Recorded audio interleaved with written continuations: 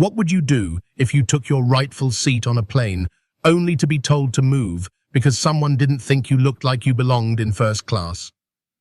The first-class cabin of Flight 287 glowed with understated luxury. Leather seats gleamed under soft ambient lighting, and the faint scent of citrus mixed with new upholstery. Passengers were settling in, some flipping through emails, others sipping champagne, all wrapped in the hush of morning departure.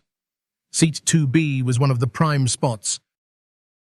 Window side, front of the cabin, plenty of legroom. But something was wrong. A crocodile-skin Birkin bag lay sprawled across it like a throne. Bold. Territorial. The kind of placement that didn't just claim space, it declared ownership. Sitting beside it, with one leg elegantly crossed and a phone in hand, was Victoria Hensley. Platinum blonde hair perfectly curled, deep red lips barely parted as she scrolled. She wore entitlement like a tailored coat.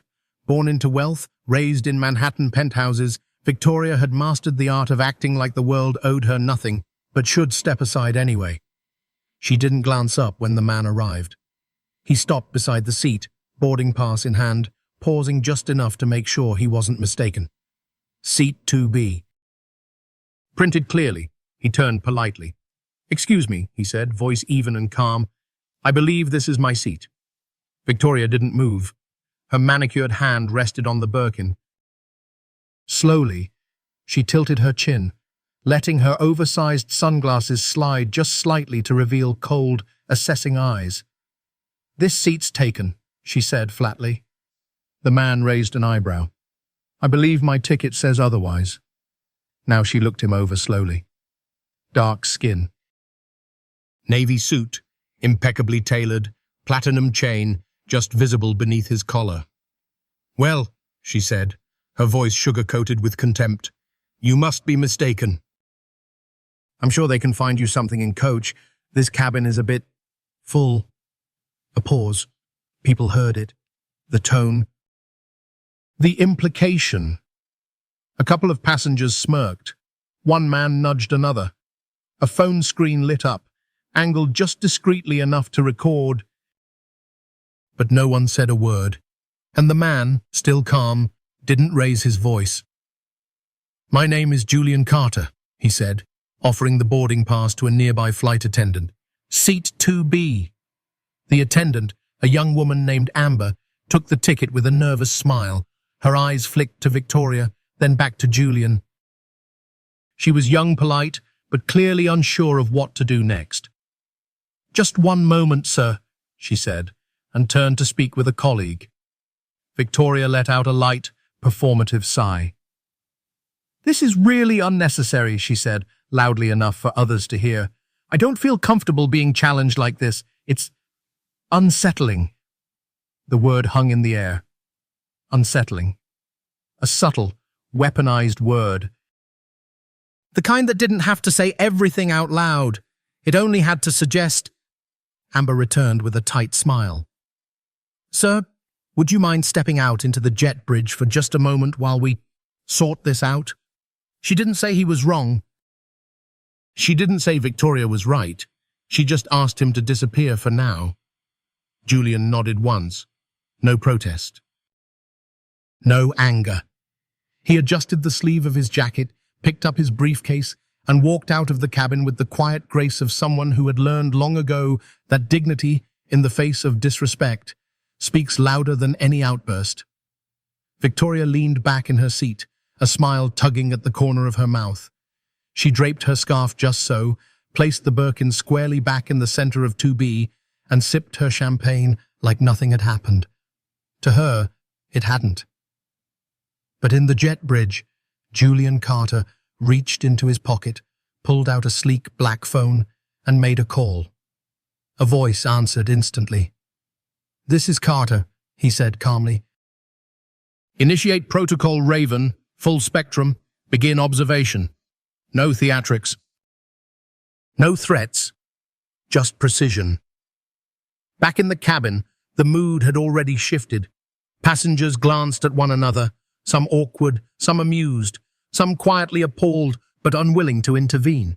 Because in places like first class, silence is currency. Victoria looked around, satisfied. In her world, that was how things worked. That's how they had always worked. The entitled stayed entitled, and everyone else adjusted. But what she didn't know was that the man she had just dismissed didn't just belong in first class. He owned it. And while she sipped her champagne, smirking at her private little victory, the foundation beneath her feet had already started to shift. Julian Carter stood alone in the jet bridge. The cabin door closed gently behind him, sealing him off from the eyes, whispers, and silent cameras of first class. The quiet here was different, cooler, cleaner. Outside, the early morning sunlight stretched across the tarmac in long silver lines, but inside this tunnel of glass and brushed steel, it felt like time had paused. Julian didn't move for a moment. He simply stood still. And then, with the ease of muscle memory, he reached into his inside pocket and pulled out a slim, black phone, unbranded, encrypted, and known only to a handful of people across the entire corporate world. He tapped to contact without hesitation. "This is Carter," he said when the line connected. The voice on the other end responded instantly. Julian's tone was calm. "Initiate protocol, Raven. Full spectrum. Begin observation." There was no need for explanation. The phrase itself carried weight, a code designed for rare moments when quiet injustice required louder consequences. Back at the Skylux Holdings Operations Command Center, thousands of miles away, alarms didn't blare. There were no flashing lights. But behind the glass walls of a high-security executive floor, people moved with purpose. Screens lit up. Engineers straightened in their seats. Analysts began reviewing camera feeds, crew manifests, and flight communications in real time. Protocol, Raven, had been activated, and Julian Carter was the only person alive with the authority to do so. To the public, he was an enigma. One of the few black CEOs of a multinational holding empire, his name rarely made headlines. He didn't give interviews. He didn't show up at charity galas or tech conferences, but those inside the industry knew. When Julian Carter moved, entire divisions shifted. He had built Skylux from the ground up, acquiring logistics firms, transportation hubs, freight networks, and finally, airlines, including Regalis Airways, the one operating this very flight. Flight 287 wasn't just a travel itinerary. It was his flight. And Seat 2B wasn't just his seat, it was a symbol of how far someone like him had come, only to be told, once again, that he didn't belong. Inside the aircraft, Victoria Hensley remained oblivious. She scrolled idly through her phone, checked the market, liked a post about vacation homes in Lake Como, and sipped her champagne. The Birkin bag still occupied the neighboring seat, like a velvet barrier against the world she deemed beneath her. But her actions hadn't gone unnoticed. A woman in 3C had recorded the interaction from start to finish.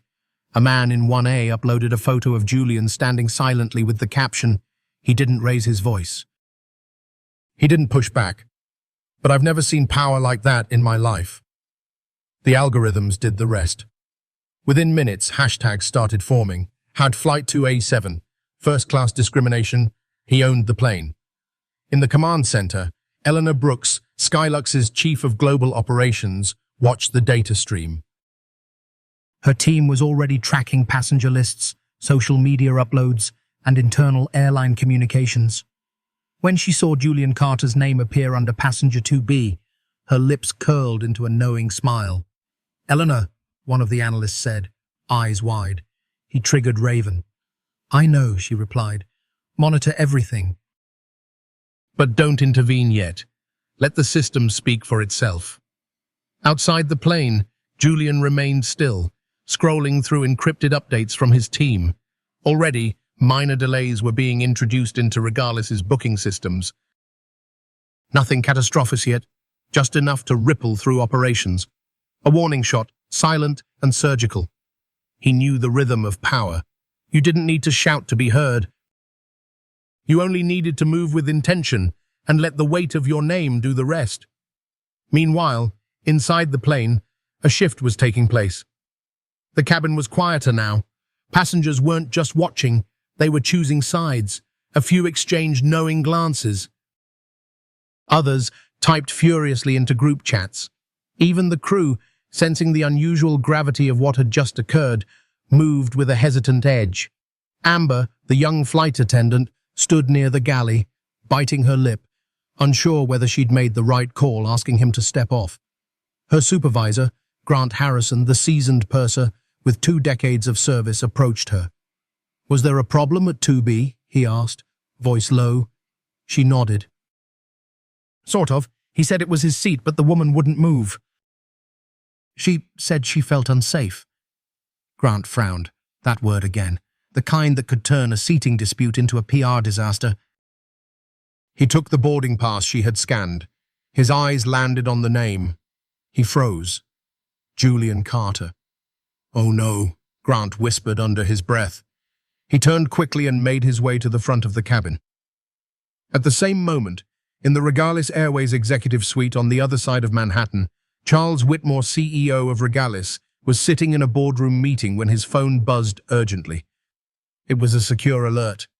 "Protocol Raven activated. Flight 287. CEO Carter on board." Charles's heart skipped. He didn't wait. He excused himself and made a call. "Eleanor, talk to me." Eleanor's voice was crisp. "He's on the plane. First class." "Denied his seat. Passenger conflict. You know what that means." Charles's voice dropped. "God help us." Back in the jet bridge, Julian's phone buzzed once more. He checked the screen. Observation complete. Phase 2. Ready. He didn't smile. Didn't frown. He simply tapped the screen once to confirm. Then he turned slightly, facing the cabin door again. Inside, the pieces had begun to move, but only he understood the game that was now unfolding. The moment Julian Carter gave the green light, the world began to shift, and no one in the cabin knew it yet. Inside Skylux Holdings' central operations hub, the activation of Protocol Raven triggered a silent ballet of action. No alarms. No blinking red lights, just the sound of fingers dancing across keys, encrypted communications flickering to life, and a dozen senior systems analysts sitting up straighter. At the helm sat Elena Brooks, Chief of Global Operations. Poised, focused, and with a mind like a scalpel, she leaned forward in her chair as secure feeds appeared on the wall-to-wall screens before her. Each one mapped to a live system crew, communications, booking platforms, gate operations, cockpit protocols. "Observation mode engaged," one analyst said. "Do not interrupt passenger-facing systems," Eleanor ordered. Yet, this wasn't retaliation. It was data collection, the kind of high-level oversight designed not to punish, but to reveal. Julian didn't want drama. He wanted truth. Back on Flight 287, Victoria Hensley continued to recline in seat 2A, smug and satisfied. The Birkin still occupied 2B like a queen on her throne. To her, the problem had been solved, the discomfort removed, the balance restored. Her world had rules, and she believed she had just enforced one of them. But a quiet discomfort was beginning to seep through the cabin. Whispers, shifting glances, a vague unease. Passengers sensed it. The air had thickened. In the galley, Grant Harrison stood with the captain and Amber. He handed the boarding pass to the pilot. The captain's brow furrowed. "Julian Carter?" "Yes, sir," Grant replied. "Of Skylux Holdings." The pilot's expression darkened. He didn't need a briefing. He already understood. Skylux wasn't just the parent company of Regalis Airways, it owned Regalis. And Julian Carter wasn't just a CEO. He was the CEO. And they had just asked him to leave his own plane. The captain didn't yell. He didn't even sigh. He turned to Amber, his tone low but steady. "Get him back." Amber hesitated. "Sir, she said she feels unsafe." "I don't care," the captain replied. "Get him Back. Meanwhile, back in the jet bridge, Julian remained composed. The sterile light around him made his silhouette look sharper. Timeless. Unbothered. He was still, but his presence radiated power. His phone vibrated. A new message from Elena. Flight control logs stable. Internal comms monitored. Phase 2 authorized. Julian tapped once to confirm. Back in the Skylux command center, Elena gave the nod. Begin system latency injection, she said.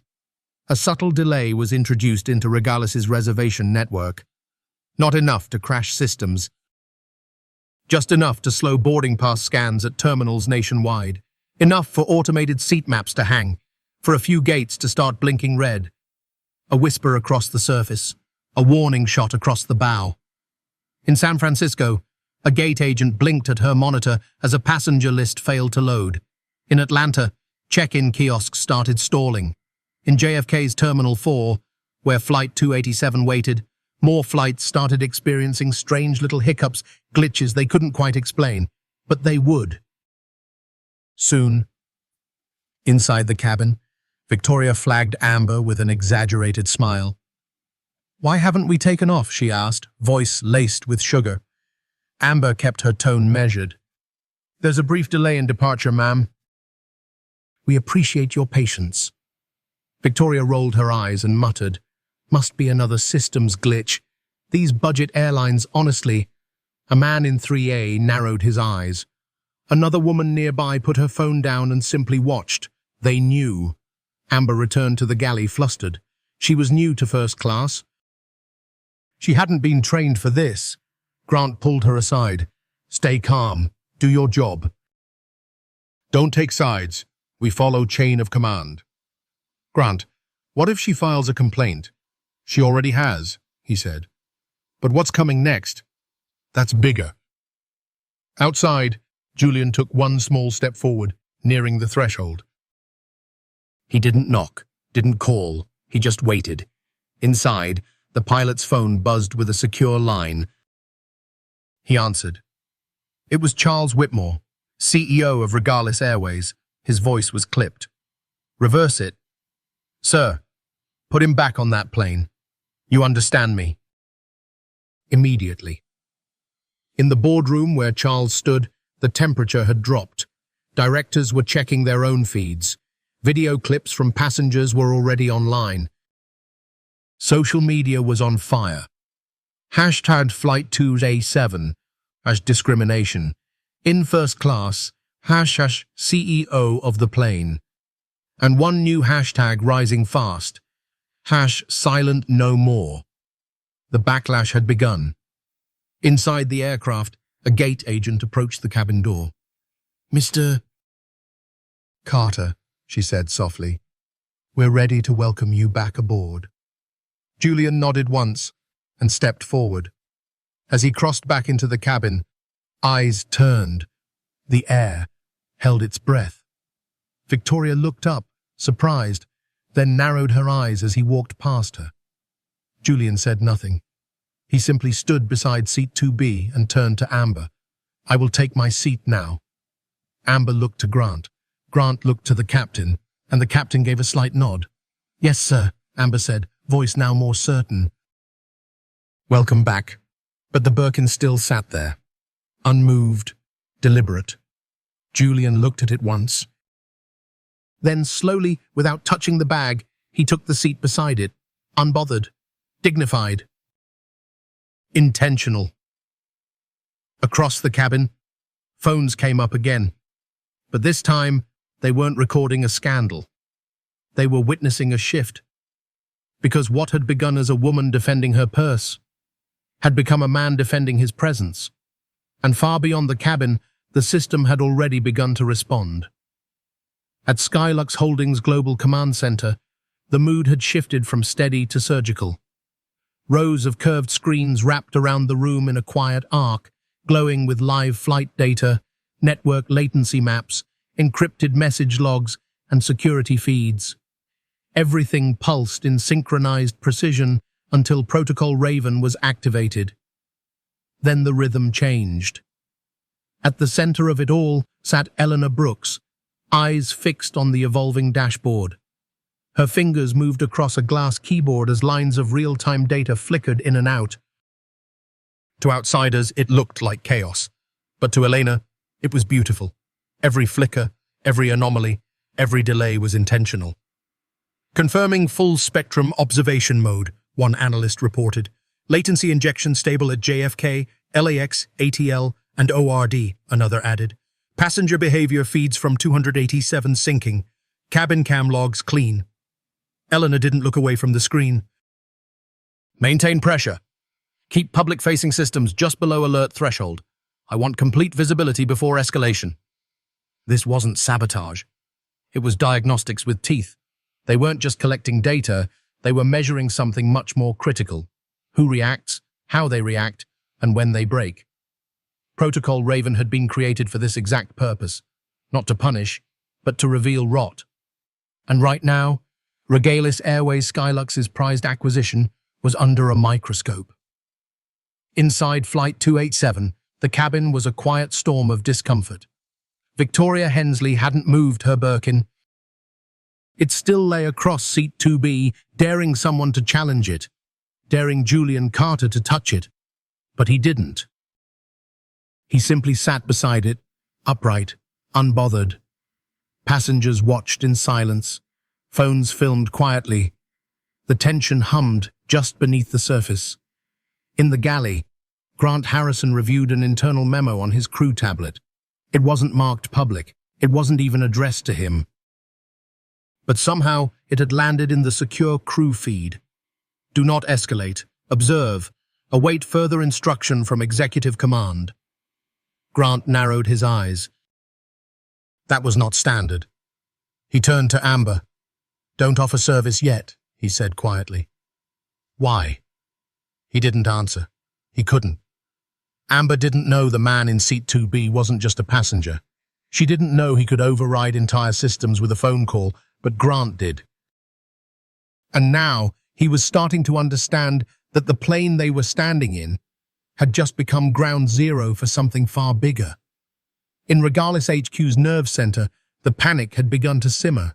Charles Whitmore, CEO of Regalis Airways, was pacing in his corner office, flanked by two legal advisors and a stunned VP of Corporate Affairs. He activated Raven, one of them asked, pale. Charles nodded. And we asked him to leave the plane. You asked the owner to leave his own aircraft, someone whispered. On Charles's desk, a tablet streamed a muted video from a passenger inside 287. The angle was shaky, but the image was clear. Julian Carter, calm and quiet, standing beside his seat while a woman refused to move her bag. The caption underneath was already viral. He didn't raise his voice. He didn't need to. The hashtags were multiplying. CO on the plane. Pilot no more. Birkingate. And then the one that worried Charles most. Regalis fail. Charles turned to his team. Get me the pilot. Get me someone at Skylux. We shut this down before it blows wide open. Too late, someone muttered. Back in the command center, Eleanor received the ping she'd been waiting for. A flagged document appeared in her feed. Crew manifest, Flight 287, accessed by Regalis CEO. She smirked. They just realized who he is. Do we escalate? A security analyst asked. Not yet, Eleanor replied. Let the old guard sweat a little longer. Then, with calm precision, she typed a new instruction. Deploy passive trace. Scrub internal Regalis comms. Flag any messages referencing Carter, Protocol Raven, or 287. Within seconds, secure servers began scanning employee messages, scheduling logs, and chat threads. Not for discipline. Not yet. Just for patterns. Patterns of dismissal. Bias. Institutional rot. This wasn't about Julian's seat anymore. It was about who thought he didn't deserve it. Meanwhile, Julian remained still. He knew better than to force change with noise. Real power didn't shout. It listened first. The captain passed by the cabin door, glancing briefly toward 2B. Their eyes met, just for a second, and Julian gave a nod. Not confrontational. Not demanding, just present. That was enough. Passengers continued murmuring. Some whispered their support. Others shifted uncomfortably in their seats, realizing they were witnessing something they might one day see on the news or in a leadership case study. And through it all, Victoria Hensley remained oblivious. She scrolled her phone with theatrical detachment, pretending nothing was wrong. Her fingers tapped out a caption. When you paid $25K for peace and get this instead. First class fail. She didn't realize the phone in the hands of the man beside her had already triggered a seismic shift in her world. She didn't know she had insulted a man who controlled fleets. She thought she was above him. She didn't know he owned the skies she flew through. In the final moments of Phase 1, Julian's phone buzzed again, a secure message from Elena. All crew logs scrubbed, public uploads indexed. Passenger data traced. Phase 1 complete. Phase 2 ready on your command. He read it, then slid the phone back into his jacket. The time for watching was nearly over. Now came the reckoning. The ripples started as a whisper in the system. A flicker in a boarding queue, a loading bar that refused to move. At 8:16 a.m., a gate agent at LAX stared at her frozen monitor, refreshing again and again. At 8:18, a check-in kiosk in Miami Beach rebooted mid-transaction, erasing a family's seat assignments. By 8:21, a supervisor at Chicago O'Hare was taking the first of what would become hundreds of frustrated calls. No one yet suspected that these glitches, all seemingly unrelated, stemmed from a single action, a single moment aboard Flight 287. But in the command center of Skylux Holdings, they knew, and they were watching it unfold with surgical calm. Protocol Raven Phase 2 had gone live. At her post, Eleanor Brooks tracked every node, every slow-loading interface, every stutter in the airline's central nervous system. The effect wasn't just technical, it was psychological. Delays confuse people. Confusion breeds pressure, and pressure reveals character. Elena, an analyst called from across the floor, we're getting latency spikes across 8 hubs now. JFK, ATL, LAX, C, ORD. Don't contain it, she replied. Distribute it. The goal wasn't chaos. It was pattern disruption, the kind that turns a trickle of exposure into a floodlight. Back inside Flight 287, nothing looked wrong, but everyone felt it. The engines were quiet, the aisles still. The usual rhythm of boarding, stowing, prepping for takeoff had stalled without a single announcement.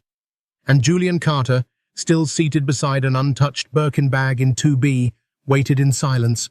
He wasn't rushing anyone. He had time, the kind of time that comes with power. He checked his phone once. No updates from Airline yet. That meant everything was working. Behind him, a passenger whispered to her husband, "Why aren't we moving?" In row 3, a business traveler tapped her watch impatiently and opened Twitter. And then she saw it. A trending hashtag, #pound Flight 287. Then another, #Birkingate. And worse, #CEO on board. The tweets came fast. She told the owner of the airline to move back to coach. I can't breathe. Julian Carter got kicked off his own plane. This woman's career is over. First-class racism hits turbulence. The cabin's tension rose with every scroll. Passengers weren't just delayed, they were now part of something, and they were filming. Back in Manhattan, Charles Whitmore was scrambling. The CEO of Regalis Airways had just gotten off a frantic call with the Skylux board's chair, Raymond Ellis, who had said 2 words Charles would never forget. He owns you. It wasn't a threat. It was a reminder. Julian Carter wasn't just a high-tier traveler. He was the majority shareholder of the entire operation, and Regalis had just publicly humiliated him. Charles barked orders to his team. Pull the crew records, get the manifest. Shut down the hashtags. Where the hell is legal? Sir, his assistant said carefully, The incident's already on TikTok. There's a live stream from row 3. Charles slammed his fist on the desk, but it was too late. What began as a seating dispute was now a cultural flashpoint, and he wasn't controlling the narrative. Julian was, silently. At Skylux's command center, Phase 3 began. Eleanor didn't issue the order out loud, she simply nodded. And the system obeyed. Across the Regalis network, seat map displays began freezing in real time. Boarding groups in Boston were forced to halt, then restart. Crew scheduling tools in Houston stopped syncing.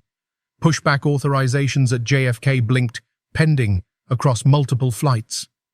Passengers at 5 airports were now tweeting the same thing. Why is everything Regalis delayed? Because Julian Carter had tapped a button. Inside 287, Grant Harrison approached the cockpit. The delay is triggering questions, he told the captain. The captain nodded grimly. We have orders not to move until further instruction. From who? The captain didn't answer. Grant knew, and the silence told him everything. He returned to the cabin. Victoria Hensley was now visibly annoyed. Her foot tapped the floor. Her scarf had been adjusted 3 times.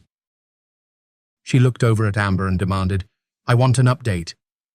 Amber, pale and tight-lipped, simply said, There's a systems delay, ma'am. We appreciate your patience. I don't appreciate being lied to. Grant stepped in. No one is lying, ma'am. This is operational and temporary. Victoria didn't like the shift in tone. For the first time, she seemed unsure. Passengers were no longer nodding along with her. They were filming her. She felt it, and suddenly, for the first time, she realized maybe she wasn't the main character. Julian sat with his hands resting lightly on his lap, phone silent now. He didn't look angry. He looked composed, unshaken. And that, more than anything, made the situation impossible for Regalis to contain. He wasn't tweeting, he wasn't demanding, he wasn't storming off. He was waiting and making the world wait with him. At 9:02 a.m., Phase 3 reached full effect. 38 flights, 9 major cities. System-wide slowdowns. Regalis Airways was still flying, but barely. Its CEO, on the phone with legal, PR, crisis management, and HR. Its staff, scattered, stunned, some still unaware of how one man had taken control without raising his voice, without saying a word to a camera, just by standing his ground. Eleanor received the final Phase 3 report. She didn't smile. She didn't need to. Instead, she typed a single command into her secure terminal. Escalation authority now with Carter. Proceed on signal. The system paused, waiting for Julian, waiting for checkmate. What started as a quiet humiliation at 38,000 feet had become a full-blown public reckoning before Flight 287 had even left the gate. In the time it took a flight attendant to pour another glass of champagne, the story had crossed 3 continents. On Twitter, the hashtag #Flight287 was trending in the US. By noon, it was trending worldwide. By the time Victoria Hensley adjusted her sunglasses for the 5th time, unaware of the storm outside, a 27-second clip of her refusing to move, her Birkin had already reached over 3 million views.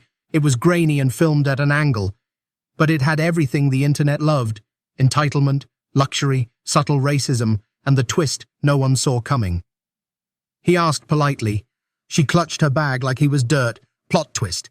He owns the airline. CEO on board. If Julian Carter grounded your flight, it wasn't turbulence. It was justice. This is why we record everything. #silent, no more. The comments poured in faster than gate agents could process boarding groups, faster than legal departments could draft statements, faster than Victoria could refresh her Instagram. The internet had spoken. And it wasn't speaking on her side. In the corporate suites of Skylux Holdings, Eleanor Brooks watched the analytics dashboard light up. Engagement velocity just tripled, one of her data analysts said.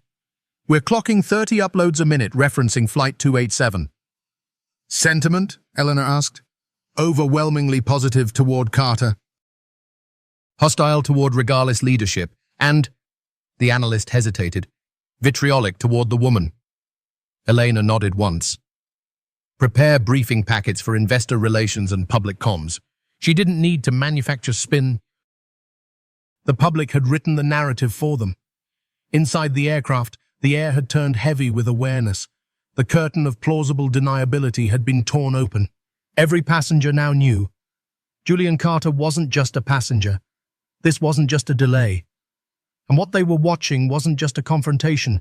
It was a corporate revolution in real time. A man in row 1 leaned across the aisle. That's Julian Carter, isn't it? He whispered to his seatmate. He hasn't said a single thing on camera, the woman replied. But he's already won. Another woman near the rear of first class whispered to a crew member. I want to be clear, I saw everything. He was calm, she was aggressive. He was polite. She was dismissive. I'll testify if I need to. The flight attendant just nodded, eyes wide, heart racing.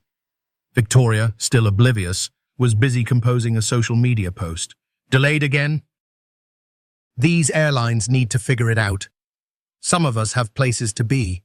She added a filtered photo of her Birkin beside a champagne glass. When she posted it, the comment section flooded in seconds. Ma'am, you are the delay. Imagine humiliating your airline's CEO in his own seat. You bought a bag. He bought the airline. This is what downfall looks like in real time. By the time she read the first 20 comments, her hand started to shake. Elsewhere, media producers were already booking segments. Morning shows prepped headlines. Power and Prejudice at 30,000 feet. Flight 287, a viral moment for corporate accountability. Julian Carter breaks the internet without saying a word. Cable news channels cued B-roll of Regalis Airways jets parked at JFK, overlaid with tweets from activists, journalists, celebrities, and civil rights leaders. Even brand accounts chimed in. At Jet Drop Coffee, we stand with Julian Carter. No one gets bumped from dignity. Says silent no more. At business class. Life.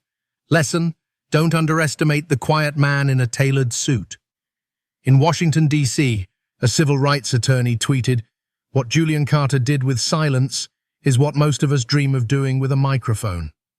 And at Harvard Business School, one professor posted, this case will be taught, not because it was loud, but because it was precise. Leadership by presence, not performance. Inside Flight 287, Julian hadn't moved. He hadn't scrolled, hadn't spoken, hadn't gestured. But every camera, every whisper, every ripple was orbiting him now. And he knew it.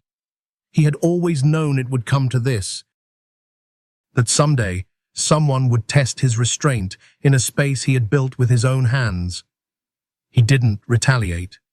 He just revealed. And now, the world was responding. Victoria finally noticed. The stares, the silence, the strange way the flight crew was no longer catering to her whims. She waved down Amber. What's going on? She asked, her voice sharper than before. Why haven't we left? Amber's voice was polite but firmer. There's an operational delay, ma'am. And we ask that all passengers remain seated. Victoria leaned in. Are you aware who I am? Amber didn't flinch. Yes, ma'am. But are you aware of who's sitting next to you? For the first time since boarding, Victoria looked directly at Julian, and something flickered in her expression. Recognition, followed by dread. She looked down at the Birkin, still occupying 2B, and quickly moved it to her lap. But the damage was done. In the jet bridge, two men in suits from Regalis HQ were trying desperately to get a secure line to Julian Carter. Inside the cockpit, the captain received a direct message from Charles Whitmore. Make it right, now. Too late. This wasn't a customer service issue. This was a paradigm shift. And still, Julian said nothing. Because power doesn't beg to be seen. It simply stands. In the sleek boardroom of Regalis Airways Manhattan headquarters, the walls were glass, the chairs Italian leather, and the panic undeniable. Charles Whitmore, CEO of Regalis, stood at the head of the table, tie askew, voice rising with every breath. "Do you all understand what's happening?" he barked. No one answered. No one had to. They did understand, probably better than he did. On the screen behind him, a live dashboard displayed a map of the US, speckled with red pins. Each one marked a delayed or disrupted Regalis flight. The numbers kept rising. A secondary screen showed social media engagement. Flight 287, at Birkengate, silent, no more, #Regalis fail. The analytics didn't lie. Over 42 million mentions in the last 90 minutes. "I want a shutdown of all employee communications about this flight," Charles snapped. "Kill internal messaging. Scrub the manifest." "Bury the footage." The VP of Digital Operations hesitated. "We can't scrub anything, sir. Most of it isn't ours anymore. The passengers already uploaded everything to public servers." Charles's face went pale. He turned to the head of legal. "Then send a takedown notice. Hit every platform. We've tried.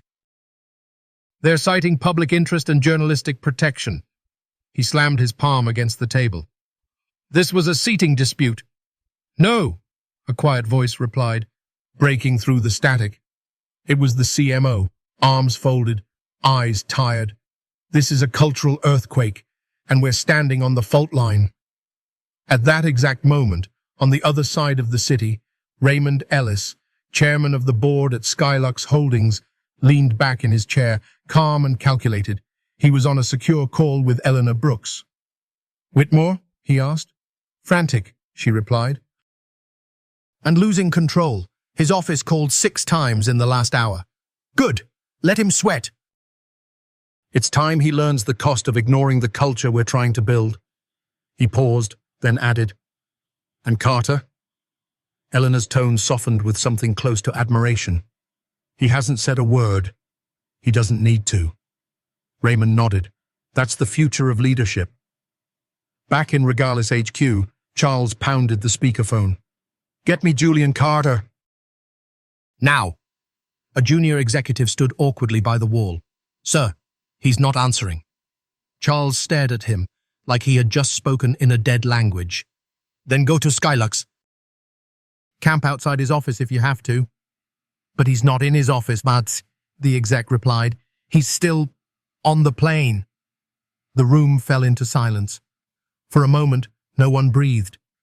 Then Charles whispered, "You mean to tell me we haven't even taken off?"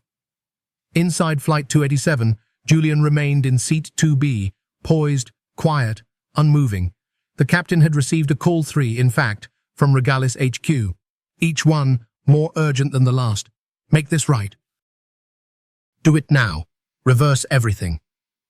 But Julian hadn't asked for anything. He hadn't made demands. He'd simply waited.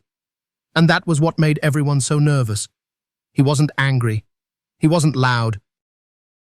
He was in control. In the Skylux command center, a new alert flashed across Elena's screen. "Regalis board requesting emergency conference. Host? Raymond Ellis, Skylux, has accepted moderator rights."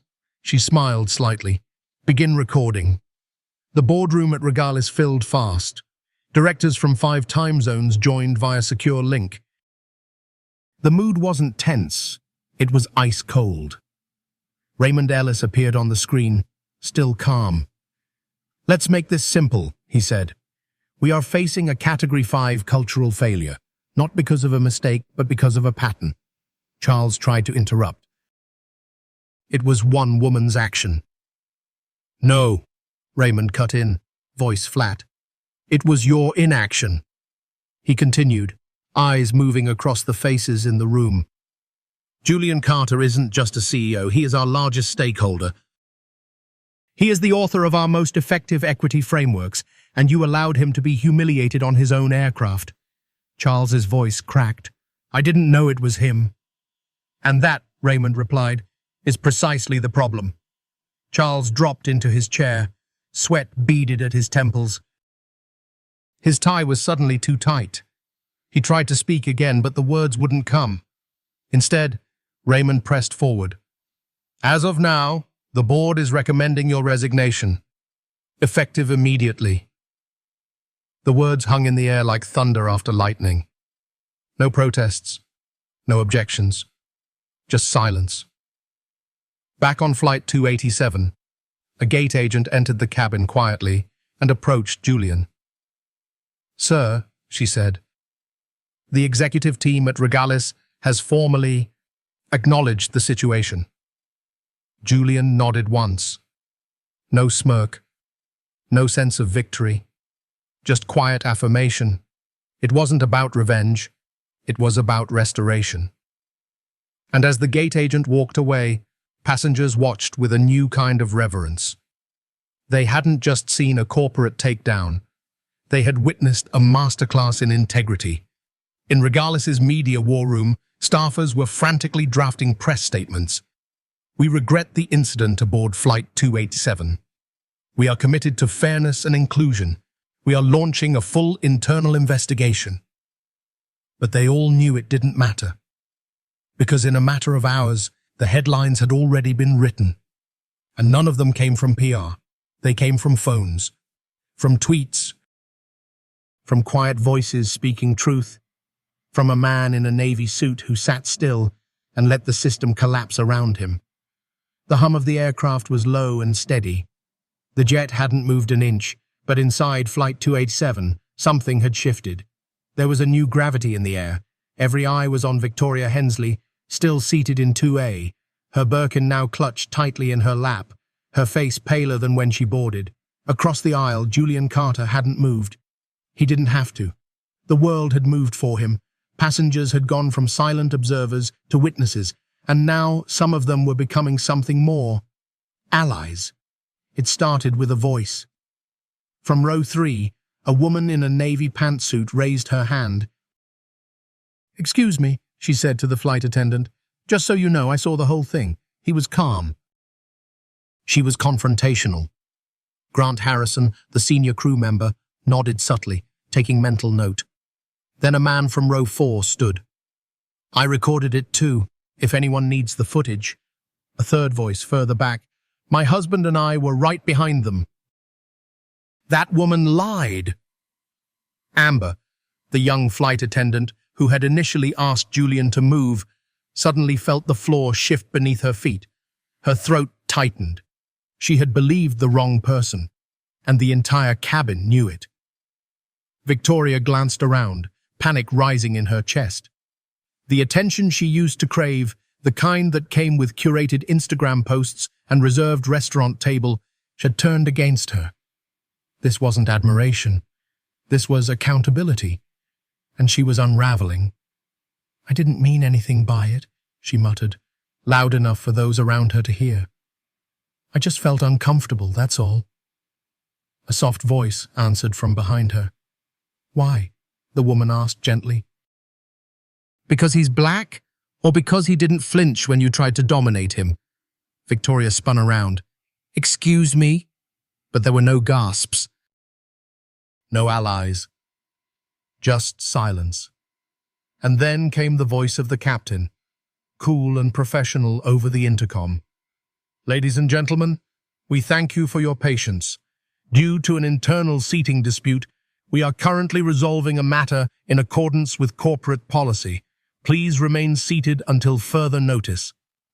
It was phrased diplomatically, but everyone knew what it meant. Something was about to happen. Moments later, the cabin door reopened. A new figure stepped aboard. Not security. Not another passenger. This was Marcus James, an executive from Skylux's Internal Affairs Unit, wearing an airline ID badge and a sharp grey suit. He walked with purpose down the aisle, stopped at 2A, and looked directly at Victoria. "Ms. Hensley," he said calmly. "We've reviewed internal communications, recorded footage, and received multiple passenger statements. At this time, we're asking you to disembark." She blinked. What? This flight will not proceed with you aboard. No, I paid for this seat. You can't do this. I'm a loyalty platinum. You insulted the executive owner of this aircraft, Marcus replied, and you falsified a claim of feeling threatened to justify your actions. She stood suddenly, voice shaking. This is discrimination. I'm being punished because I spoke up. A woman across the aisle whispered, No, you're being removed because you lied. Someone else said, Because you disrespected a man who deserved better. Another voice, Because you thought your money gave you the right to be cruel. Victoria turned slowly, her eyes scanning the cabin. No one would meet her gaze with sympathy. No one defended her. In fact, more than a few had their phones raised again, recording, silently. It wasn't a mob, it was a mirror, showing her who she really was. Grant stepped forward. Miss Hensley, he said softly, more respectfully than she deserved. I'll help with your bag. She didn't thank him. She didn't say a word. She clutched her Birkin and walked down the aisle, heels clicking louder than usual, like shame echoing across metal flooring. The walk felt longer than the runway she'd hoped to strut on. When the cabin door closed behind her, a silence lingered. Then someone in the back clapped. Just once, then twice. Then the whole cabin erupted, not in wild applause, but a slow, steady rhythm of validation. Not for her departure, but for his presence. Julian looked down once, then gave a small nod. Amber, the young flight attendant, approached him hesitantly. Her voice cracked. Sir, I want to apologize. I didn't recognize you. Two didn't handle that well. Julian met her eyes. I don't need recognition, he said softly. Just fairness. She nodded, tears welling up. The pilot came over the speaker again. Ladies and gentlemen, we're now cleared for departure. We thank you for your understanding. And this time, everyone understood. They weren't just passengers, they were part of something larger. As the aircraft backed away from the gate, Flight 287 had become more than a trip. It was a statement. That dignity doesn't come from seat assignments, that silence can speak louder than outrage, and that sometimes the most powerful man on the plane is the one who says the least. Flight 287 was finally airborne, but for those inside, it wasn't just a flight anymore. It was history being written, mile by mile.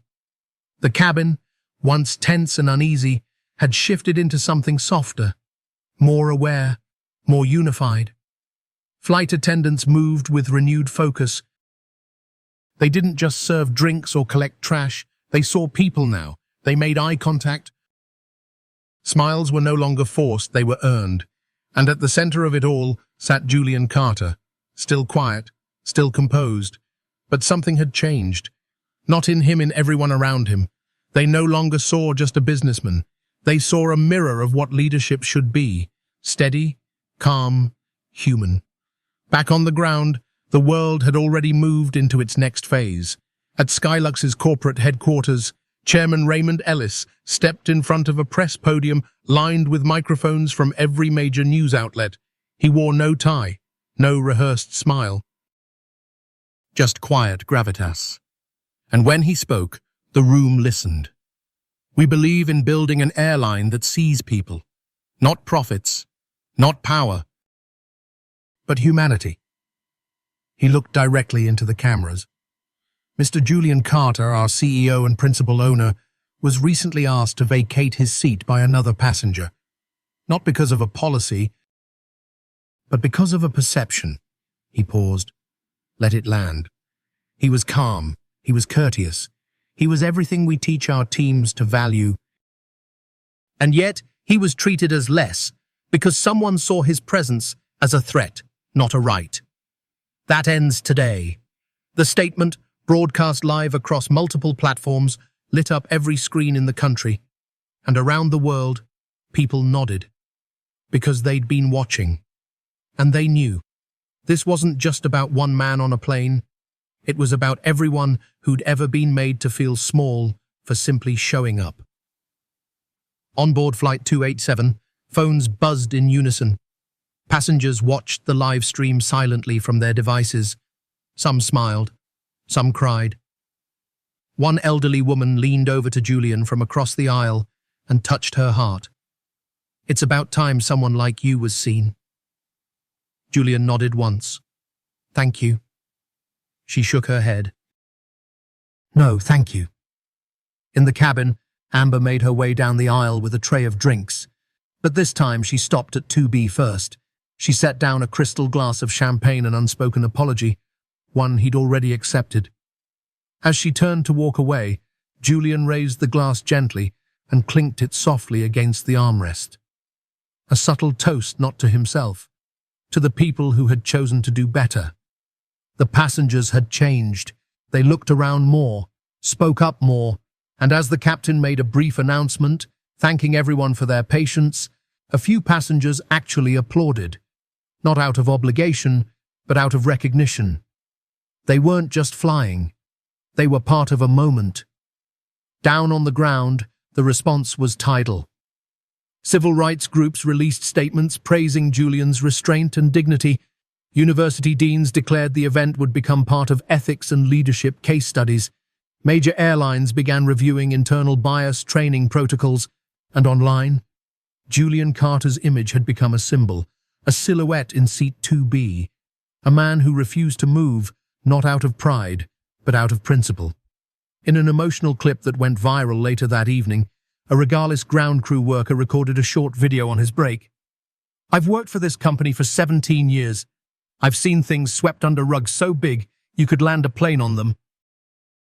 But not this. This time, the rug lit itself on fire, and the whole world saw it burn." The video was raw, authentic, and in less than 24 hours, it had 18 million views. By nightfall, Skylux had updated its official policy. Effective immediately, no passenger may be asked to move or yield their seat for the comfort of another except in cases of safety or medical necessity. All reports of discriminatory behavior will be handled by a dedicated executive task force led directly by Julian Carter. It was more than PR. It was precedent. Back in the sky, as Flight 287 began its descent toward New York, passengers started something unexpected. One by one, they approached Julian. Not for autographs, not for selfies, just to say thank you. A teacher, a nurse, a father traveling home from deployment. A woman who whispered, "You made me feel like I matter again." And Julian, for every single one, looked them in the eye, shook their hand, and said the same 3 words. "You always did." And in the final moments of the flight, something unforgettable happened. The captain spoke once more. But this time, his words weren't procedural. "Ladies and gentlemen, on behalf of Skylux and our crew, we'd like to acknowledge Mr. Julian Carter for reminding us what dignity looks like at 30,000 feet. We thank you for flying with us, and we thank him for standing tall by sitting still." The cabin went silent. Then applause. Not polite, not staged. It was the sound of people waking up. And as the wheels touched down at JFK, passengers didn't just land in New York. They landed in a new reality, one where presence meant power, silence carried volume, and the seat you paid for was finally respected. The wheels touched down at JFK with a soft thud. But when Flight 287 rolled to a stop, it felt like the whole country had landed with it. The air inside the cabin was still, almost reverent. Passengers began to unbuckle, collect their bags, and rise from their seats. But no one rushed. No one pushed. Not this time. Not after what they'd just witnessed. Julian Carter remained seated for a moment longer, watching as people passed by, some offering him a nod, a small smile, a simple thank you. He answered each one with quiet grace. He wasn't a celebrity to them.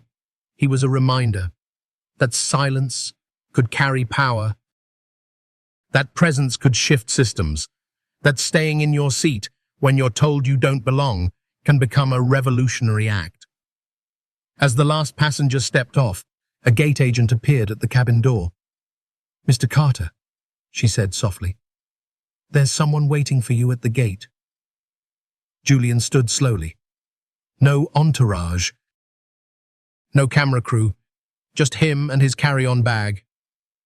But as he walked down the jet bridge, the air shifted again, this time not with tension, with warmth. At the end of the corridor stood a familiar figure. Clara, his longtime assistant, eyes brimming with tears.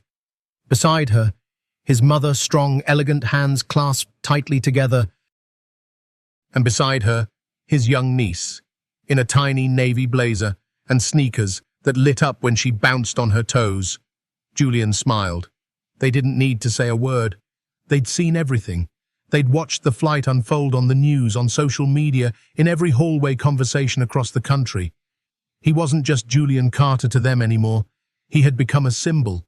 But to them, he was still just family. As they embraced, cameras stayed back.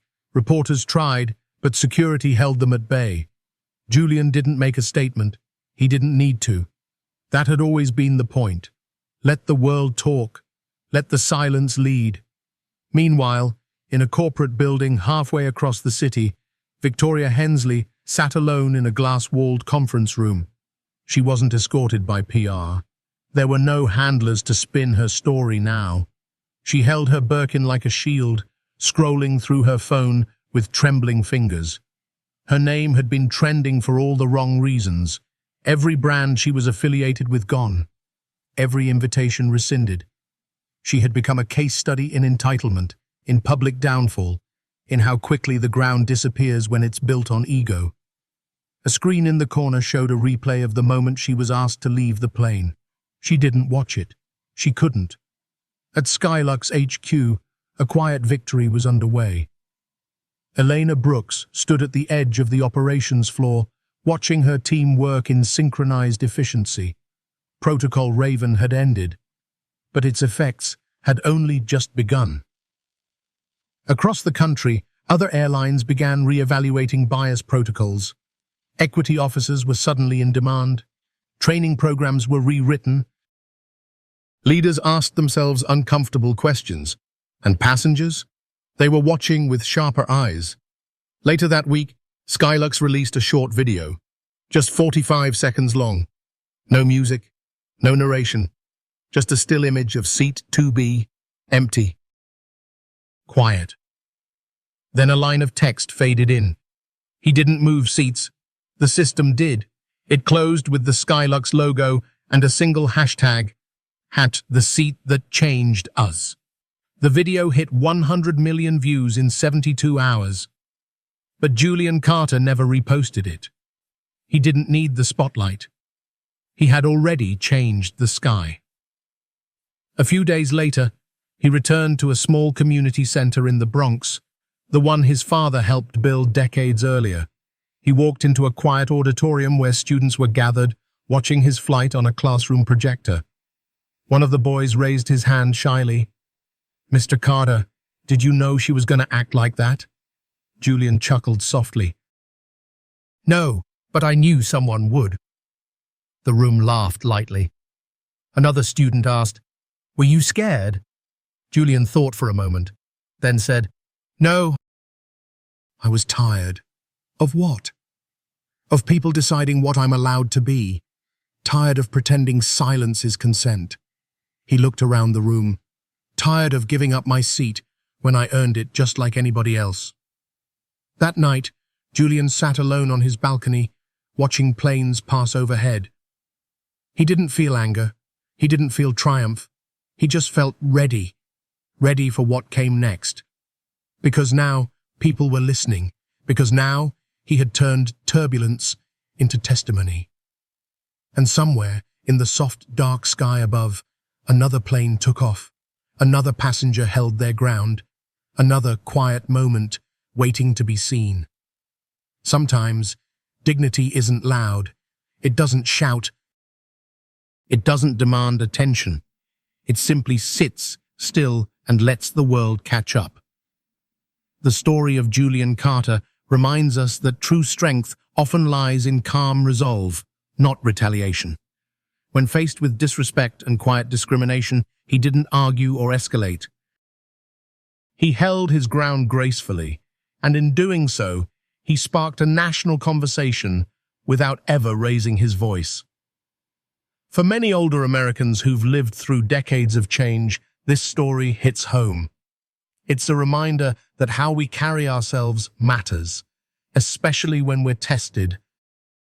That silence can be powerful, that fairness is worth waiting for, and that sometimes doing nothing but staying where you rightfully belong is the boldest move of all. In a world that often rewards noise, Julian's stillness was revolutionary. And maybe, just maybe, that's the kind of example we need to leave behind.